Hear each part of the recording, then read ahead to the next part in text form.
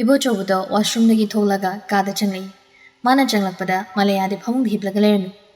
Ibo chobudo tawel macha amana masado teithokna mamituna Malayade yenglaga hari.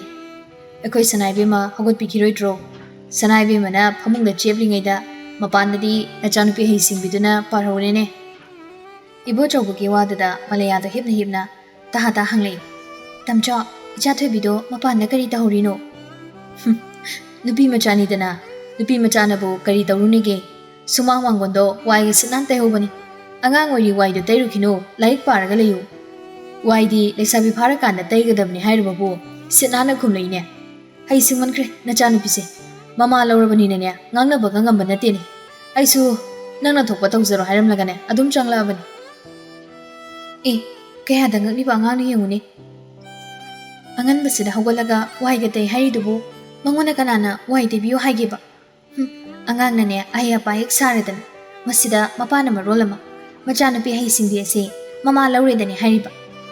Nachanapi sibu aina aya pa saliro. Moi papana luna tawmandana. Ketok moktok na yoklabanina haido singmandana. Aide haina dabam yaurabani. Aduga ngang badana mama laure hekta haibi. Mapa di lawde. Mapa lawda bagini himan singmalisi. Aingoda muktai naraklabra. Noi namana sasibo. Kamaina ngangno sige aingonda taine de saro hogot piro mapana thogane nachanupi na tawriba mayamdo hanam ta mideng tabiru sumang mangun gane sinna lawrabani taibuga nan baga muktoiba somdana ekhoi mamai be mana nongalaba phawba kanna chebline malayado phamungdagi masado hafid yawalaga tamna hawale aduga ibo choboda momon tawraga kadadei thokre ibo chobuso dressing room na changlaga mafido hongli Sanai thoido breakfast symbol weraga Sananbi kada prabhab changsilaga hibli bamagi maboku hodui bubo sum hiblaga leido kaigino hagolo base Sananbi do mamaido faglalomdo onsilaga hiblambani masunupi na hodorakpoda mamaido tamna lithuri aduga masubu nungsini yenglaga hari bubo ki thoibiya no ngalabrene ngale bubo aidi ko waite busuloina lore dupsu kalame Adukane ko breakfast sem musulor baneba breakfast ana baneba aina bubo hawdoise adu hagoloba yuja thoro ko papane mamane bokne sanathoine puna breakfast amina rosiba chabalor gaise larik padorini hagoloba se bubo isu dinga tan hagolaga waige te thoboire dupsu isuna kalaba aduga chana busu semlaba bubo aidi ngan dum hagoli Isuna karigi wai terurino larik paraga leiba yadabro nangbo mi ai lesabi macha oirabani bubo lesabi macha oiradi wai debi yai dukkat pasu yai loina yabani larik su dum padoini ado hogolobo ko aina semba breakfast to mayam hawdoini chawrasibo ko ai chaning mana lore bubo hogolobo si isu angau bisidi hoi bubo hogolake adugane iruza thoga Isuni semba chapoto chathoke wado hairamlaga Sanahanbido thokre korowan babu khurumlaga washroom da changkhre machin maya sengdoklaga iruza thoi mayai kadani kagi sofa duda ibo choboga Sanahanbiga akaska punna phami malaya so iruza mai thajaba loraga makhada kumlei tanjadu da sana thoiso mane semliba breakfast puraga mayai kada changlakpaga mamana makhada kumlakpaga mapa chanare Malayado machanupi na taruklibo do ubada tahata hanglei breakfast semluriro nangbo Hoi mama si mayam se aina loina semlini adola o mama punna chaminarase wado hairaga sana thoido achatak singdo table mathakta thami aduga ibo chobogi nakanda phamthei Malaya su changsilaga Sananbi manakta phamthare aduga machanupi do onsilaga amu hanglei icha thoibiya nangona kanana breakfast semu haigi Mama na semlu se yabudobo larik patho uyadro Mama aise mama gi help tawrini aidi ngantana hogolaga sumangsu mangondasu wailoina taithogane numit kauba idawdasu du candle kalaga khurumi idaw khurumba loraga papane bubokne akhoi mayam chana ba breakfast amuk semini Mama chaba loraga larik mayam pathoktoini Machanupi na yam haisingna khumlakpoda Malayana mukcheri Nang mangaidene ha aye pa sarise nangona ngantana hogolaga wai debiyo haibro angang na thau tawgadaba ayu angan bagi thabak tunane mamana loina tawgadaba Madu angang nangi thabak nate ko. Nangi na thaudi ngana tumba ngana yahoba. Brush tokthogane breakfast athoani. Chaba loiraga larik pathokani. Aduga lunch charaga school amuk chakadaba ko. Mama na haise bhab tabro. Hoi mama taye. Adu ai wai sudum taiki. Mama na haibu sudum inge. Mama na ise lesabi khraka oire harido. Lesabi kitang oiradi wai tebe yabani. Mama dum teheloba ko. Wai tebe tawrusu aidi larik sumayam hairido. School dane ko sarga benam ganusu aise class 10 gi exam da topper oini hairi. Sanathoi gi wari tuda Sanahal gi ibo chobga do noglei. Malayana mo yari ko ahya payam saranu kumbade haire ngang sina ising litre lesabi majase. Wado harga Malaya sinoglei. Ibo chobuna yari se chebiron ichana se breakfast se chana batorsi yam hawdo mali ichagi se. Sanathoi do magi papa na mane semri breakfast do hawni haibaduda harawbana loire. Hoi papa hawdoini adu charasi ko se sina papa gi coffee papa gi manakta leiro sina Sanathoi gi milk aigi manakta leiro sina papa gi omelette sina Sanathoi gi sisu papa gi burger aine semba Sanathoi gi burger sina asumna hisingbi Sanathoi do mane semlaga puthorakliba achatak singdo magi papa gi mamangda sasat ninsili magi mamangda so magi saruk to thangjili Sanahal biga Malaya ga Akash ga moyung gi saruk so sasat thangjili makoi punna breakfast do nok nok tana yam hawna chari Akash to burger do chana chana Sanathoi de yenglaga haire icha thoi bisyam haire bo leisabi macha oirabani na haw sembe yam haire ne haw burger ka yam haw khrazani da icha thoi bidi hawan be yam hai singsham shingi Kakas hawradi mayam chawo chadin icha thoi bini semli ba mayam se loine chathuke asumna breakfast chaba lorega Akash to mapalom da thokre Sanahal bido masunupi de yenglaga isu thoi biya chaba suloremnina larik pa thuro hoi bubo para doini Malayanam hari haisingbi papa office kadabanina mama su chak thongurage laringa pa thoka school chana bulosiloko mama Malaya do ibo chobada monsilei tamcha kari ensang saninge kari thongsawge nangi soibunga ngaphak ayaibaga thongbuduni tamchong na ngawjarise hauna phajana thong tamchong siri penam ta jagi Sanahal bina mamong do yenglaga mu hari ibima changu magi soibunga ngaphak do hanam ta thongnuro office alamdai da pena chaja sanu yumdagi mayam chasilaga chatlamnine horen office da phamna urunaba Hoima thongjarurage ibo chobuna mu hari uibaga sangmana te reima aine ge ukhibadane office to aibu ngai duna leramgadaba mayam do misida loina uri mayam do nani khanbada office ka chatningdrabani contractor mayam sina thong sajage lambi sajage power house ki project ekhoide sinabiu aikhoi gi guideline to biu singaktani contractor mayam gi wakat mayam sina ne ko kasit loina chaire dima project mayam gi wakatani khanbada pelabani aine project okpa phanguba contractor singna haraujaba phangudaba kangbunane aibu yengnabagum khanba tan mutalerima yumdane icha thubi laknaraga nungain leithuksira khangni magi papa na thabak toklesira khangde harakpatuda Sanathoi do tahata mukhumlei hoi papa to office lamina papa da sawi hari do office pattoga aise nungti gi school da thinbiyo papa machanupi gi wadada ibo chobudu noglei hoi papa se icha thubi school da thindok thinjin tawraga lerege kone hoi papa thinbiyo ado papa se office ki thabak to ogane nungti gi icha thubi thindok thinjin tawraga leredi papa ki tolopti kanana pibi dawriba beng na pini papa di beng de gi paisa dum lauthoi dudi hoine chume icha nai ba chumine ado se larik pa thoro chalo school timing do yorani Sanathoi do magi larik pa phangka da jangkhri Sanahal bido masuna jangkhibado yenglaga nokchari onthokpa ngang ni da ngang mana hiriba singmana sulore muktoiba chawkhibasu khangudeni isuse Malayan hari ima nasunupi se nupi macha goire singsu singmankre haiman singmandana ngangna bangam loidori Malaya ge waduda Sanahal bido kainom haige tawbani adu ibo chawbana phattatkre singsu sanu kaino Isana singbuse aidi onthokna nungai jakre ngang bagadi mai dari isase ꯑꯩꯅ ꯃꯉꯥꯡꯅꯤ ꯃꯥꯅ ꯇꯔꯥ ꯈꯨꯝꯂꯛꯀꯅꯤ ꯄꯦꯜꯂꯦ ꯍꯥꯏꯁꯤꯅꯦ ꯁꯅꯥꯍꯟꯕꯤꯅ ꯑꯃꯨꯛ ꯍꯣꯏꯗ ꯅꯨꯄꯤ ꯃꯆꯥꯅꯤꯅ ꯈꯔ ꯁꯤꯡꯕ ꯇꯥꯕꯅꯤ ꯏꯁꯨꯅ ꯉꯥꯡꯕꯁꯦ ꯇꯥꯕ ꯑꯣꯟꯊꯣꯛꯅ ꯅꯨꯡꯉꯥꯏꯈ꯭ꯔꯦ ꯑꯩꯗꯤ ꯃꯆꯤꯟ ꯃꯆꯥꯁꯤꯅ ꯕꯨꯕꯣꯛ ꯀꯥꯏꯅ ꯀꯧꯔꯛꯄꯁꯦ ꯅꯨꯡꯁꯤꯈ꯭ꯔ ꯄꯣꯠꯅꯤ ꯏꯁꯨꯒꯤ ꯃꯇꯧꯁꯤ ꯎꯔꯒꯅꯦ ꯏꯃꯥꯗꯤ ꯁꯤꯒꯗꯕ ꯇꯜꯂꯕꯅꯤꯀꯣ ꯁꯅꯥꯍꯟꯕꯤꯒꯤ ꯋꯥꯗꯨꯗ ꯃꯅꯤ ꯃꯃꯧꯗꯣ ꯎꯟꯁꯤꯟꯅꯔꯒ ꯅꯣꯛꯃꯤꯟꯅꯩ ꯑꯁꯨꯝꯅ ꯃꯃꯥ ꯃꯆꯥ ꯑꯅꯤ ꯃꯃꯧ ꯎꯟꯁꯤꯟꯅꯔꯒ ꯅꯣꯛꯃꯤꯟꯅꯔꯤꯉꯩ ꯇꯟꯖꯥꯗꯨꯗ ꯑꯀꯥꯁꯇꯣ ꯀꯥꯗꯨꯗ ꯆꯪꯉꯛꯏ ꯑꯗꯨꯒ ꯏꯕꯣꯆꯧꯕꯗ ꯌꯦꯡꯂꯒ ꯍꯥꯏꯔꯤ ꯇꯥꯝꯆꯧ ꯃꯤ ꯑꯃ ꯂꯥꯛꯍꯧꯏ ꯇꯥꯝꯆꯧ ꯎꯅꯕ ꯂꯥꯛꯄ ꯑꯣꯏꯔ ꯃꯥꯜꯂꯦ ꯆꯪꯍꯟꯖꯔꯣ ꯍꯥꯏꯕ꯭ꯔꯥ ꯇꯥꯝꯆꯧ ꯒꯦꯁ ꯔꯨꯝꯗ ꯐꯝꯍꯜꯂꯝꯃꯨ ꯇꯥꯝꯆꯧ ꯊꯣꯛꯂꯒꯦ ꯍꯣꯏ ꯇꯥꯝꯆꯧ ꯋꯥꯗꯣ ꯍꯥꯏꯔꯝꯂꯒ ꯑꯀꯥꯁ ꯊꯣꯛꯈ꯭ꯔꯦ ꯏꯕꯣꯆꯧꯕꯁꯨ ꯐꯝꯂꯝꯕꯗꯩ ꯍꯧꯒꯠꯂꯒ ꯃꯂꯩꯌꯥꯗ ꯑꯣꯟꯁꯤꯜꯂꯛꯏ ꯃꯥꯂꯦ ꯅꯣꯔꯠ ꯏꯁꯀꯤ ꯑꯣꯏꯅ ꯑꯆꯧꯕ ꯄ꯭ꯔꯣꯖꯦꯛ ꯈꯔ ꯁꯦꯟꯇ꯭ꯔꯦꯜ ꯒꯣꯚꯔꯟꯃꯦꯟꯠꯅ ꯊꯥꯗꯔꯛꯄꯅꯤ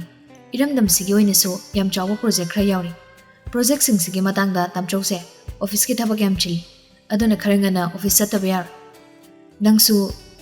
ꯆꯥꯛ ꯊꯣꯡꯗꯣꯔꯣ ꯇꯥꯝꯆꯧꯁꯨ ꯃꯤ ꯂꯥꯛꯑꯦ ꯍꯥꯏꯔꯤꯁꯦ ꯍꯥꯟꯅ ꯑꯝꯇ ꯎꯅꯔꯨꯈꯤꯒꯦ ꯍꯣꯏ ꯇꯥꯝꯆꯧ ꯏꯕꯣꯆꯧꯕꯗ ꯊꯣꯛꯈ꯭ꯔꯦ ꯃꯂꯩꯌꯥꯁꯨ ꯀꯤꯆꯟꯗ ꯆꯥꯛ ꯊꯣꯡꯕ ꯆꯪꯈ꯭ꯔꯦ ꯁꯅꯥꯍꯟꯕꯤꯁꯨ ꯃꯁꯨ ꯅꯨꯄꯤꯅ ꯂꯥꯏꯔꯤꯛ ꯇꯧꯔꯤꯕ ꯀꯥꯗꯨꯗ ꯃꯁꯨꯅ ꯂꯥꯏꯔꯤꯛ ꯄꯥꯔꯤꯕꯗꯣ ꯁꯦꯟꯅꯕꯤꯔꯨꯒꯦ ꯍꯥꯏꯗꯅ ꯆꯪꯈ꯭ꯔꯦ ꯏꯕꯣꯆꯧꯕꯗꯣ ꯒꯦꯁ ꯔꯨꯝꯗ ꯆꯪꯂꯛꯏ ꯑꯗꯨꯕꯨ ꯔꯨꯝꯗꯨꯗ ꯊꯥꯔꯤꯕ ꯁꯣꯐꯥꯗꯨꯗ ꯐꯝꯂꯤꯕ ꯒꯦꯁꯇꯨ ꯎꯕꯗ ꯍꯩꯅꯗꯕꯅ ꯂꯣꯏꯔꯦ ꯄꯤꯁꯨꯝ ꯁꯨꯛꯂꯞ ꯇꯧꯅ ꯒꯦꯁꯇꯨꯗ ꯌꯦꯡꯂꯛꯏ ꯑꯗꯨꯕꯨ ꯌꯨꯝꯗ ꯂꯥꯛꯄ ꯃꯤꯅꯤ ꯇꯨꯃꯤꯟꯅ ꯂꯩꯁꯤꯟꯕꯗꯤ ꯐꯖꯗ꯭ꯔꯦ ꯈꯟꯗꯨꯅ ꯇꯔꯥꯝ ꯑꯗꯨꯃꯛ ꯀꯧꯔꯛꯏ ꯍꯜꯂꯣ ꯃꯤꯁꯇꯔ ꯄꯥꯝꯍꯩ ꯐꯝꯂꯝꯕ ꯄꯥꯝꯍꯩꯗꯣ ꯏꯕꯣꯆꯧꯕꯅ ꯀꯧꯔꯛꯄꯗꯨꯗ ꯐꯠ ꯐꯝꯂꯝꯕꯗꯩ ꯍꯧꯒꯠꯂꯒ ꯅꯣꯛꯐꯦꯠ ꯇꯧꯅ ꯍꯥꯏꯔꯤ ꯍꯜꯂꯣ ꯏꯟꯖꯤꯅꯤꯌꯔ ꯁꯥꯍꯦꯕ ꯒꯨꯗ ꯃꯣꯔꯅꯤꯡ ꯄꯥꯝꯍꯩ ꯁꯣꯐꯥꯁꯤꯗ ꯐꯝꯕꯤꯌꯨ ꯑꯣꯀꯦ ꯁꯥꯍꯦꯕ ꯄꯥꯝꯍꯩꯗꯣ ꯑꯃꯨꯛ ꯇꯞꯅ ꯐꯝꯊꯔꯛꯏ ꯏꯕꯣꯆꯧꯕꯁꯨ ꯄꯥꯝꯍꯩꯅ ꯐꯝꯂꯤꯕ ꯁꯣꯐꯥꯗꯨꯒꯤ ꯑꯣꯄꯣꯖꯤꯠꯇ ꯊꯥꯔꯤꯕ ꯁꯣꯐꯥꯗꯨꯗ ꯐꯝꯊꯔꯛꯏ ꯑꯗꯨꯒ ꯄꯥꯝꯍꯩꯗ ꯑꯣꯟꯁꯤꯜꯂꯒ ꯌꯥꯝ ꯂꯦꯝꯅ ꯍꯪꯂꯛꯏ ꯏꯊꯥ ꯊꯥꯖꯗꯅ ꯂꯥꯛꯄꯤꯔꯤꯕꯁꯤꯕꯨ ꯀꯔꯤ ꯂꯩꯔꯒꯦ ꯄꯥꯝꯍꯩ ꯀꯔꯤ ꯇꯥꯟꯅꯁꯤꯒꯦ ꯑꯄꯥꯝꯕꯗꯣ ꯍꯦꯛꯇ ꯍꯥꯏꯕꯤꯌꯨ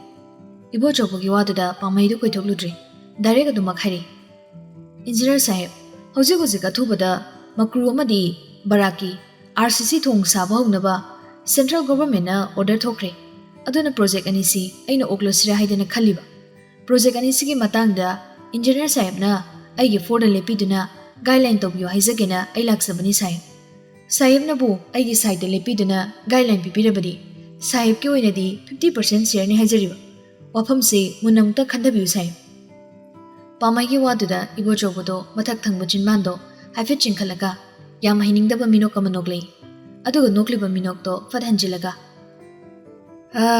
ꯀꯟꯇ꯭ꯔꯦꯛꯇꯔ ꯄꯥꯝꯍꯩ ꯄ꯭ꯔꯣꯖꯦꯛ ꯑꯅꯤꯁꯤꯒꯤ ꯃꯇꯥꯡꯗ ꯅꯪꯅ ꯉꯁꯤꯗꯪ ꯈꯪꯍꯜꯂꯛꯄꯁꯦ ꯈꯔ ꯈꯨꯌꯧꯅꯔ ꯃꯥꯜꯂꯦꯅꯦ ꯈꯔ ꯊꯦꯡꯅꯕ꯭ꯔꯥ ꯍꯥꯏꯅ ꯈꯜꯂꯤ ꯏꯕꯣꯆꯧꯕꯒꯤ ꯋꯥꯗꯨꯗ ꯄꯥꯝꯍꯩꯗꯣ ꯐꯤꯡꯂꯞ ꯇꯧꯔꯛꯏ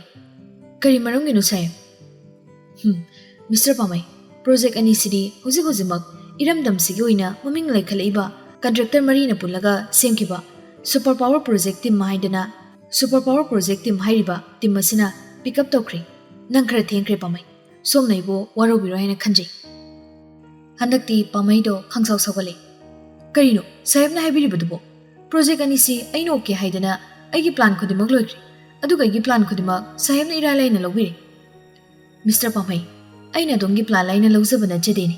ꯄ꯭ꯔꯣꯖꯦꯛ ꯑꯅꯤꯁꯤꯗꯤ ꯁꯦꯟꯇ꯭ꯔꯦꯜ ꯒꯣꯚꯔꯟꯃꯦꯟꯠꯀꯤ ꯈꯨꯠꯊꯥꯡꯗ ꯋꯥꯔꯛ ꯃꯤꯅꯤꯁꯇꯔꯅ ꯄ꯭ꯔꯣꯖꯦꯛꯁꯤꯕꯨ माई पाकना पाइखꯠꯄ ngam super power project team मथंग थादगी थबक पाइखꯠपा हरो हाइदना ऑर्डर थोक्रबनी मथंग थादगी थबक से पाइखꯠपा हरनी सेम साबा लोइख्रे मक्रू अमदी बराकता सागदौरिबा आरसीसी थोंग अनिसिगी फ्यूचर दी अइगिनी प्रोजेक्ट अनिसिबु पिकअप तौरिबा कंट्रैक्टर सिंगदा थोंग अनिसिगी खुदएक हाइबदी ड्राइंग दो चीफ इंजीनियर इसामगना प्रोजेक्ट टीम दा खुसिनख्रे अथुबा मतमदा सागतपा होनबा ऑर्डर थोख्रे प्रोजेक्ट अनिसिगी मतंगदा मिस्टर पामैना ngasilang inakta laga project anisi okhoge somgi forda guideline pibiyo hairabasidani aina matha sarisi masidaibu kari kumu haibano oh saimna haibiribusidi aikoide project amata mai pakhan mangamde aina paikhatraba project khudimak loina feloi kisini ne madu haikiba leitini hairubugi sumathau tadabra haina khali aigi thaudi lamdam sida paikhalakliba project ayamba contractor singi mafamda mong matobo yekthoklaga pibani contractor singbo guide piba madi paikhatkadoriba project da sizinagadaba material sing takpa aigi thongni project khudimak chief engineer gi through da lakpa nati India government na state government da order dawani State government-dagi contractor-singna araiba pangal thongna phudoka oknaba honabani. Masida Pamaina aingona sawmugi maramsina karino. Pamaina akoi sahibta sawjaba nachade nungaijadribadi sahibki plan duni. Aigi kari plan. State sida lakpa achawa project ayambadi engineer sahibki for laiba contractor-singna okhaunaba sahibna work minister da kudombi thin-thin-dana taksinbado aikoisu khangjaida. Sahib aikoisu ipang-pangna laiba natida. Ibo chawbado contractor Pamaina maram icha-chada ngangingbada nganglibado sarudi tapthana dumak haire. Pamai nangna hairibado langani. Aidi contractor singi guideline pizaba khaktani. Lamdam sida lakpa achawa project sing phangoba phangudaba haibase contractor singi honor jamangi makha yam poli. Pamai ai isasi special contractor amani haina khalisini. State government dagi achawa project ama aina lawre haina khalo. Lawriba project to aigi lemonabada khanduna non material ngakta sizinaduna project to fail ohinba tarabadi karamba minister na aingonda tika piningdoino kanana aingonda project to lahunaba hono haibidoino aduna tika hoke harkadi thamoi singba madaka oi sen sulemnaba honadaba yade amadi thabakso phajana tawbadai pakhaliba project to tara lemgadaba timing da manga dang lemhalaga public na yaba khusuda project kaya mai pakna honaba tarabadi minister masana khangna tika okpiu soiden harkani laiba project sing sigi matang dadi aibu challenge tawbigano aigi right nati masidaina contractor singi maramda minister gi mafamda kudombi thin-thin-duna taglabaki mathau sadade masa na honajabagi makhayam poli somna tika okpada aina khut thinjanbam su thokte aigi famdadi contractor sing chamani khenaba leiti Pamaina mu haire engineer sahib order thokraba project ani sidi aina soiden logani project ani sigi matangda contractor Pamaida super power project team na khut thinjan mangamra habido yenga taredana ibo chobu sudum haire wafamdo songya pambani somna pamba tawbada kanana sathingwa biroi makru amadi barak RCC thong ani si somna thoidana sani hairamnina work minister ga tanabiyo Pamaina ai work minister gi quarter da chalaga minister ga soiden unagani super power project team da saimna khusina kra hariba project ani sigi drawing duka chapmanaba khuyek to aigi famda sinabiyo sayamna ifamda sinabiba khuyek to puraka ai hujimak work minister ga unaruge wado hairaga Pamaido manunge pocket tagi bandana ma lakthoga ibo chawbagi mangda thami sayab yamabudi nachade bandan simatang hana loksinbiyo makha tabadi aina khangna tawsage ibo chawdo mamangda leiriba sen bananduda pisum suklak yengi aduga Pamaido onsilaga mhairi Mr. Pamai masi yaroi project ani si songi na phamda sinari haibagi state government gi sign torba khudiyega ma aigi phamda hana so tobiyo madu ngamlabadi project ani sigi future amadi chapchaba khudiyek aina na phamda sinagani state government na project ani si na phamda sinari haiduna sign torba khudiyek to iphamda sinaba ngamdrabadi aina songi guideline oiba haibadumadi oithoktabani se sales selection biyo maram chadana songi sales si ai lobong ngamjaroi State government ayabaduna ifamda khangan biba ngamlabadi ai soidana Pamaigi guideline tawsage wado haraga ibo chawbuna sen bandaldo Pamaigi mangda insilaga thami Pamaido ibo chawbuna ulakliba matawtuda muglap tawna haire oh engineer sahib phongnekta singna birine Pamai kanano haibase mayek sengna khangbiramnani de sahib hoi ai khangjai ai sombu yamuna khangjai som kanano haibase ai tasengna khangjai ai bu khangbirabanina ai wafam sai Sahib na khangbi pamthoi yaragadi sahib ingna chikna dum tanasi haijariba phingannaraga kaidongni ai phingachabana tine Pamai ne bu yamlana ubire Mr. Pamai ningsing libra chei tara mukhi mamangda somna school building macha makha saba matamda aina somna pijakiba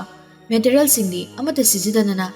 non material ngakta sijinarambadagi school do run tawba hoba chei phadringaida building do nekhairakpadagi Kashu khangjadriba angang ongi punsi pikhamnakiba